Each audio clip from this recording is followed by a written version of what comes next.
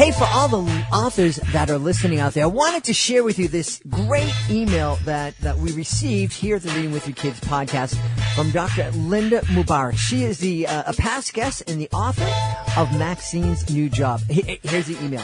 Dear Fatima and Jed, good news! Maxine's New Job has been nominated to receive the prestigious Henri Award at the 2018 Christian Literacy Awards for Outstanding Literacy Work in the Children's Book Division.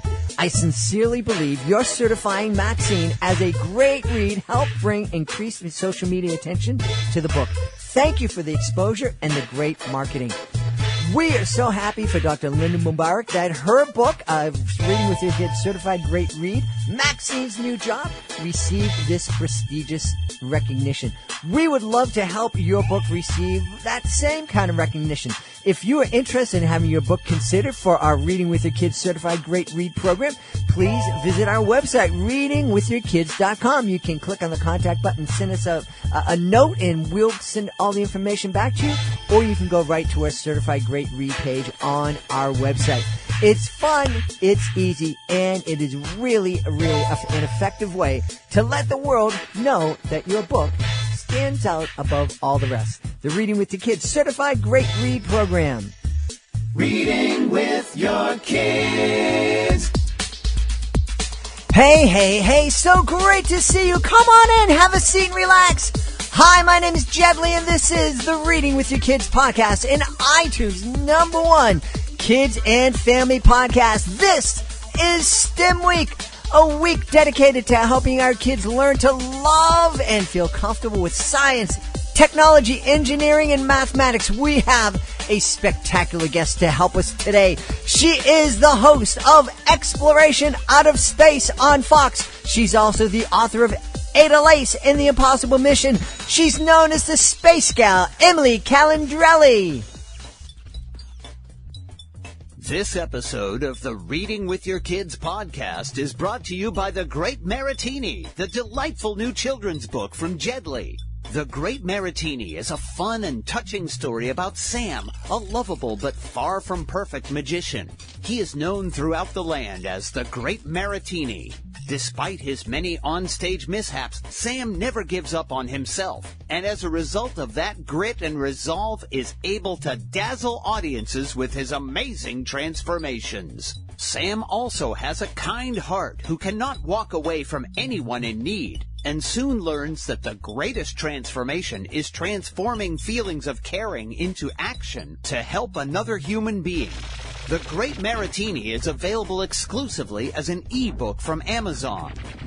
I'm so very excited. We don't have many TV stars on the show. We don't have many rocket scientists on the show. Today we have both, I think. She is the author of the amazing Ada Lace series. Her brand new title is just out, called Ada Lace and the Impossible Mission. Please welcome to the show, Emily Calandrelli. Emily, how are you?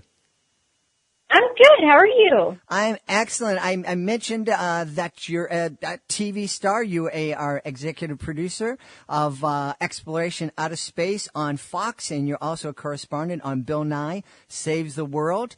And now here you are on my little Reading with Your Kids podcast. Moving up in the world. Thank you very much. Well, I knew Emily had class because she went to school right here across the river from my city. She went to school at MIT, and I'm in Boston. So I feel like we're neighbors at some point, anyways. Oh, definitely. Oh, I'm a huge fan of Boston. Love living there. Excellent. Well, we're buddies already.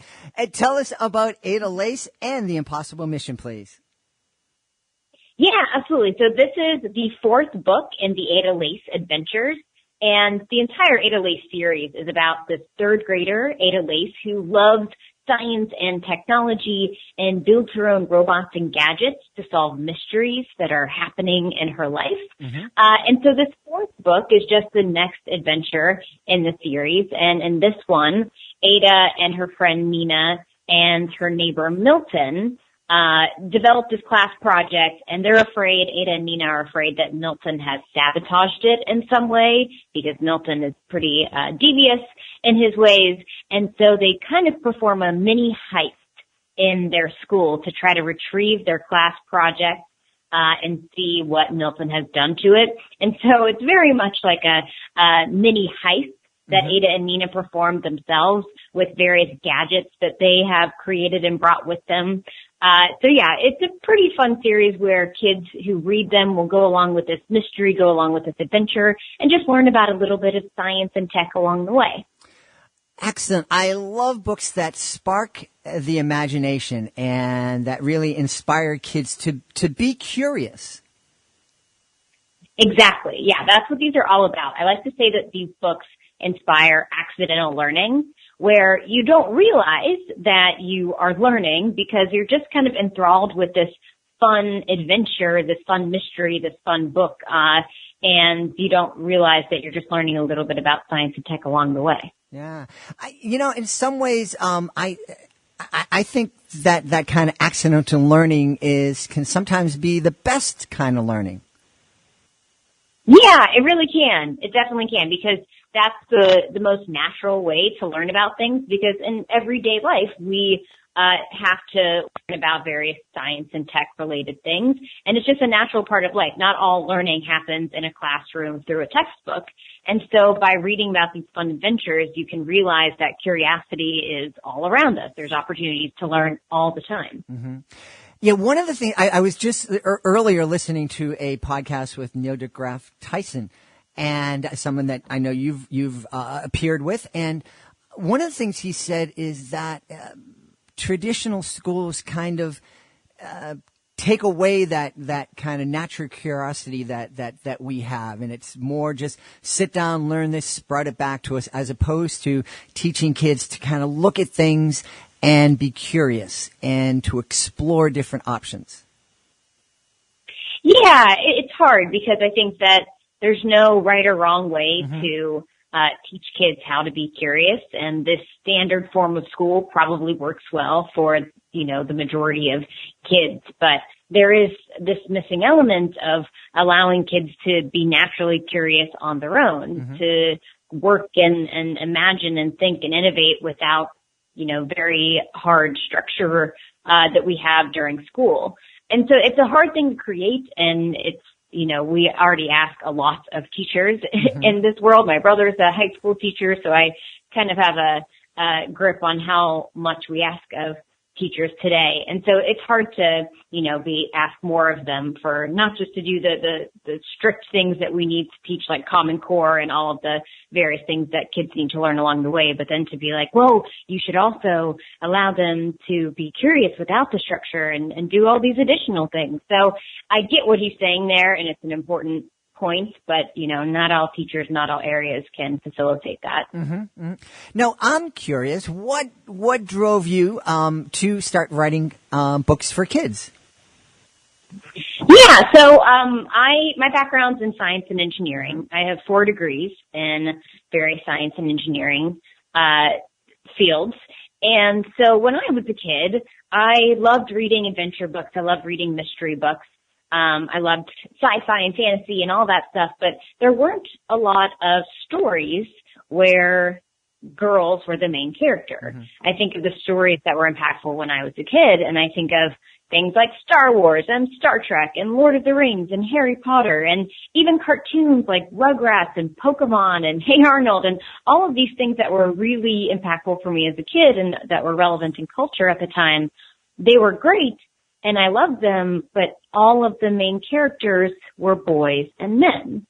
And so I wanted to create a story that was about adventure, that had a little bit of science and tech, that had a main character that was a girl, a book that I wish that I had when I was a kid.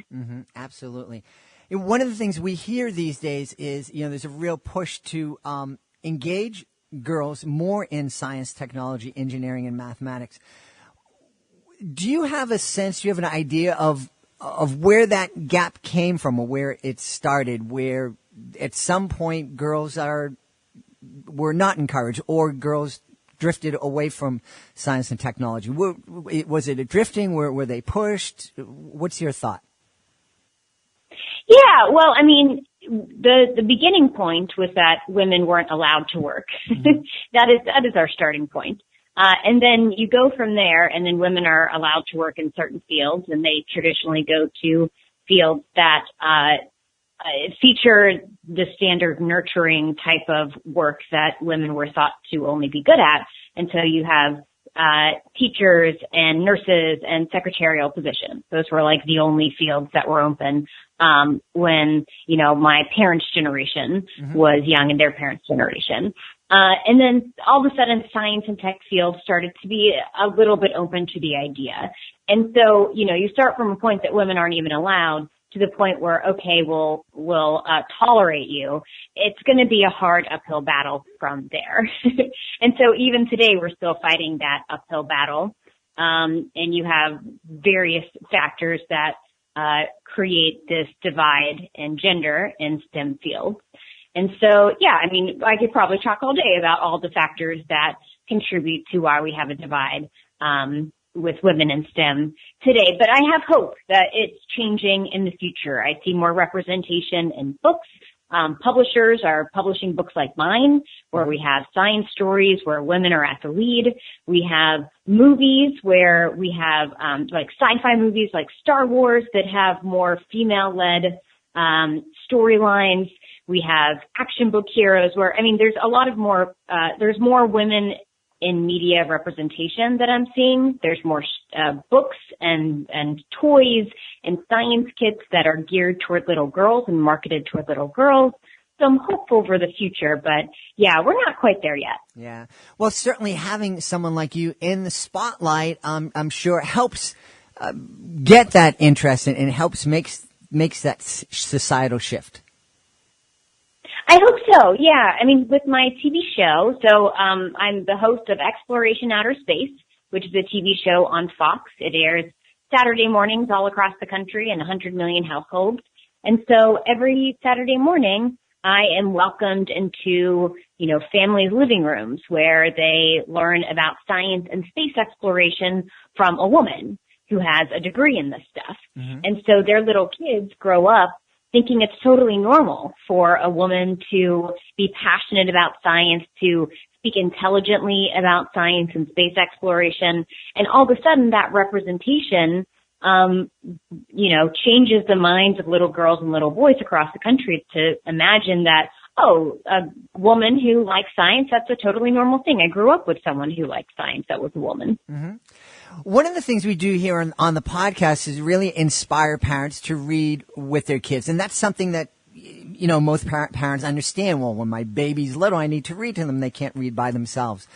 But I think I'm a big proponent of continuing to read throughout our kids' lives. And if not reading together, sitting on the couch all snuggled up, at least co-read.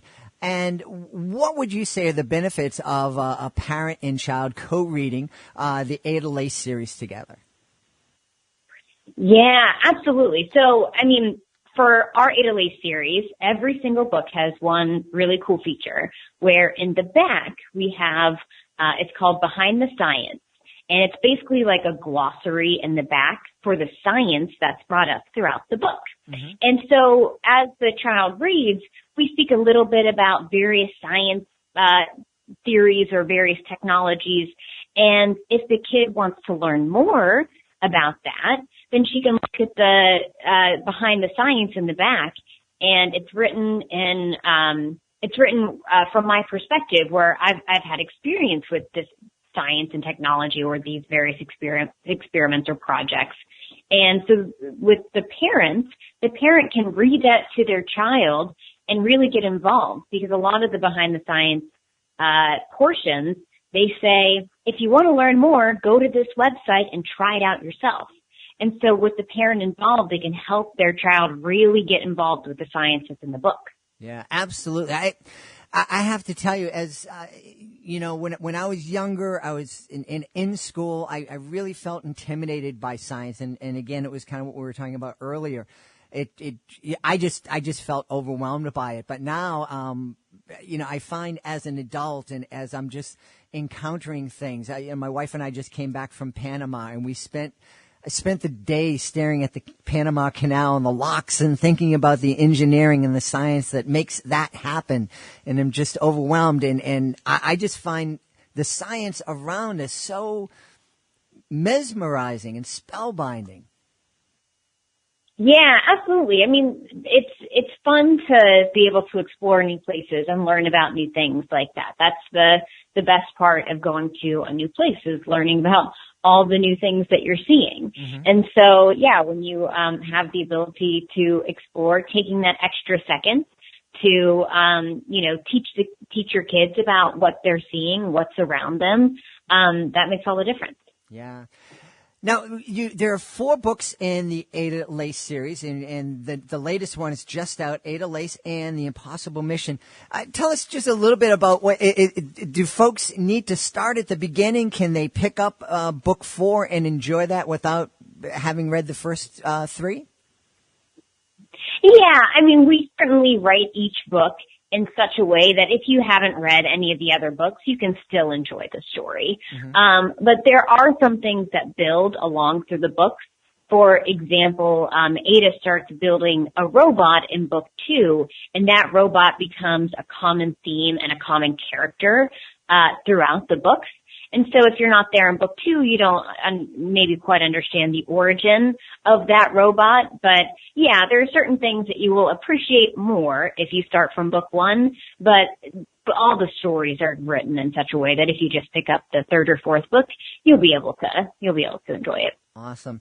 Well, I need to ask your advice. My kids are grown right now, and they're very successful in their fields, but we have a new foster niece in our family, and she's wonderful, and she's 14, and one of the things that she told me when I asked her what she's interested in doing is she said, she didn't say, well, I hope to be one of these 3 things. She said, I am going to be an engineer, a detective, and a doctor. So what can I do as a caring member of her new family do to kind of support her goals of getting into those STEM fields? Yeah, I mean, finding different ways to let that curiosity grow is really great. And that can be done through, taking them to science museums, making sure they're making the right contacts in the right field. So having them talk to somebody who is an engineer, or who is a detective or who is a doctor, so they can learn more about what it's like to be a student pursuing that field. Meeting students that are in the right majors. I think that is probably the most impactful thing, because if you enjoy being a student in that major, you're going to enjoy a career in that field. And so meeting students who are not too much older than her, who are going through engineering, talking about what it takes to be an engineering student, that can be huge. And 14, I mean, she's in high school, right? There's probably a lot of various science and tech after-school activities. I know my school had robotics, and that's a great way to get some hands-on engineering experience. Some NASA centers allow for high school interns. And so there's a lot of opportunities for science, for high school kids to explore this field. I have lots of recommendations. I would also look up YouTubers who talk about science and physics and robotics and all of this stuff, because I could rattle off a number of names that she should check out. I mean, the physics girl, you should check out. There's various people in the PBS world. Gross Science is a really cool one. Vanessa Hill does brain-related science and psychology. And Simone Geertz does robotics. There's a lot of people on YouTube that are talking about science in fun ways, and she can find various people to look up to and learn from. Absolutely. Well, I wrote these down, and the beauty of a podcast, of course, is I can go back and make sure I got all the names and I didn't miss anything. Well, you certainly do have a lot on your plate. You have TV, you have the books. What kind of things are you working on for the future? Do you have a 5th in the Ada Lace series? Do you have a new TV project you're working on? Are you building a rover to explore Uranus? I don't know. What's up? Yeah, so always a lot of things in the works. Yeah, there is a fifth book that comes out in February with Ada Lace. And then I'd love to make Ada Lace a TV show, a children's TV show, because, everybody learns about science a little differently. Mm-hmm. Some people learn in the classroom. Some people learn on YouTube. Some people learn by reading chapter books. But some people learn the best by watching a TV show. Mm-hmm. And so I'd love to make a children's TV show that incorporates science and technology based on the Ada Lace series. And then, various writing projects I cover. I don't just write for children, so I have some tech journalism, experience, and I've been writing on the tech industry for a bit. I have a piece that I'm writing for MIT, right now. And so, just a lot of random projects here and there, trying to find different ways to get people excited about science and space exploration. Yeah, I love that. Yeah, right for MIT. Just some random projects, Well, I do know that you have a great website. Tell folks the website where they can connect with you. Yeah, so, on social media, on Twitter, Facebook, and Instagram, I'm known as The Space Gal. So you can find me at The Space Gal. Mm-hmm. And then similarly, my website is thespacegal.com. Awesome stuff. Thespacegal.com. It really is a great, fun website for you and your kids to check out. And speaking of checking out, the Ada Lace series is an absolute delight. You and your kids absolutely want to check it out, read it together, explore it together. The latest in the series is called Ada Lace and the Impossible Mission. Hey, Emily Calandrelli, I'm so happy we had this chance to speak today. Can you, maybe make a promise to come back when the new books are out to tell us about them? Exactly. Yes, I promise. Awesome. Thank you very much for being here today, Emily. Yeah, thanks for having me. Please be sure to join us for the next edition of the Reading with Your Kids podcast. We have a wonderful guest. She is the author of 2 great books that will help your kids love to be curious and to love science. Bugs Don't Hug and Something Rotten, a fresh look at roadkill. Make sure you join us to listen to Heather Montgomery. She's going to be here. You're going to love her. Hey, we want to thank Emily Calandrelli for being here today. Make sure you catch her on Xploration Outer Space. And also make sure you check out her Ada Lace and the Impossible Mission. And I need to make sure that I thank you. Thank you so much for joining us today. And as always, thank you so much for taking the time to make the world a better place by reading with your kids. I'll be looking for you in the next edition of the Reading with Your Kids podcast.